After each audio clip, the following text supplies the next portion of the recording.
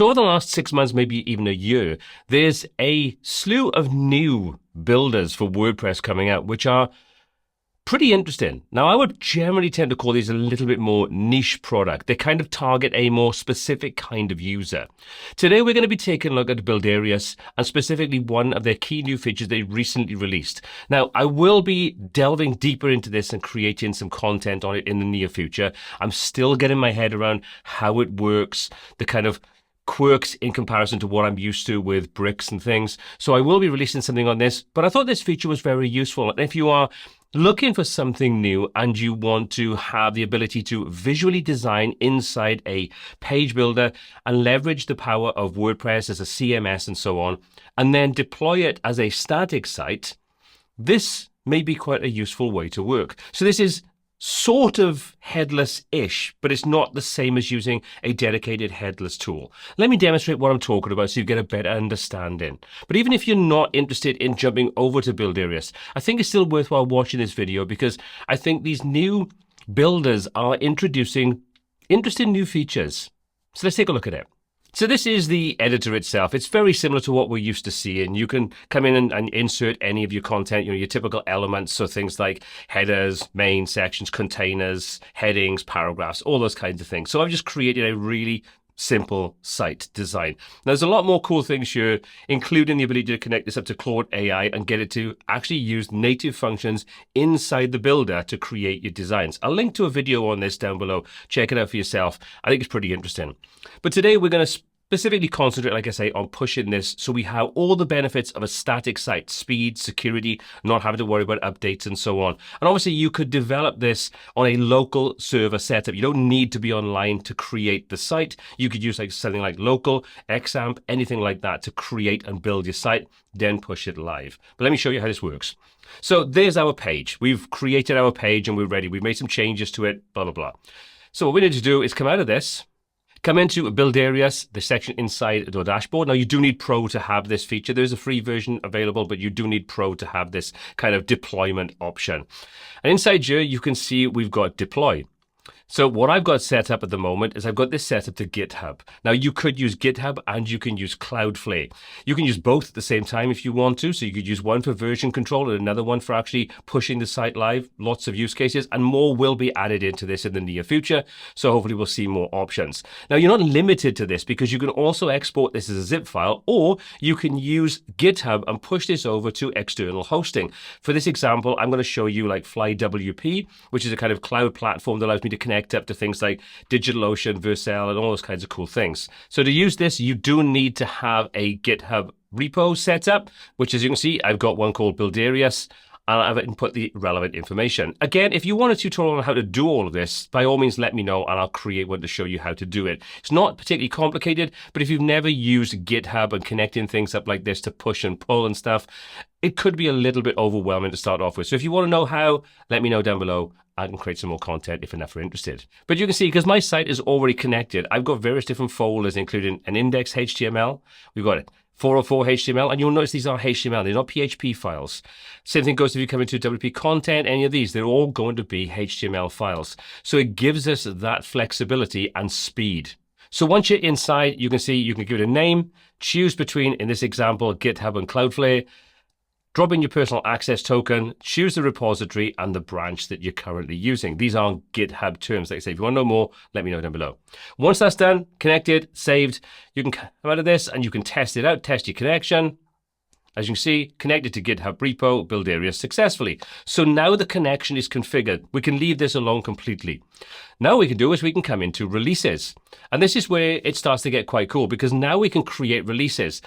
And a release is basically a different version. We're using GitHub for version control. So if you are developing a site, you want the flexibility to jump back at any point into previous versions, or if you have a live site and you push things out, then you find out later on down the line there may be an issue with something, you can roll back to a previous version and you can switch between the different versions. You can see I've got 3 different versions here right now. It also says what's included, the components, global settings, and pages, and so on. Then we've got our actions for export, to deploy, and we can work on this release. So we can edit this, so we can edit any of these releases. So we can jump back at any point and have full version control inside here. Now, I've made a couple of changes to my site and I've saved it. So now we want to deploy a new version. So what we're going to do is we're going to say we want to create a release. We'll click this. We can give this a release number. So we're going to call this 0.4. Drop in any tags you want to use. If you tag in various different things, if you've got a team, you may have different tags for different stages of development, things like that. And any release description. There we go. And including release, we'll leave that as it is. You can see the home page has to be included. So we'll say we want to publish this release and create a release. That's then going to start things off, and you can see there's our initial starting point. So that release has now been created, but nothing's actually been pushed up yet. So what we're going to do is we're going to say deploy this. We'll click the deploy option and we'll choose, in this example, GitHub Pages. But if you have more than one, they will be listed here. You can choose where you want to push these to. So we'll choose GitHub Pages. That will pop up and say, generate a static site. So now what we can do is we can choose what we want to include. Now, home is required. You can see I got, for example, sample page. I don't want that. It's not doing anything. I don't want hello world either. But we'll leave all the other posts inside your categories, archives, special pages, and so on. And we'll say next. If you have a URL you want to use, if this is on a live site, you would actually have this set up to go to a live site. We're going to leave this to zip download, and it tells us what it's going to do. 1 page, 9 blog posts, categories, and so on. We'll say generate. That will generate the release. Nothing's gone up yet. It's literally just going to generate it. So this will convert things over to HTML, and we'll have basically a static site ready to be pushed up.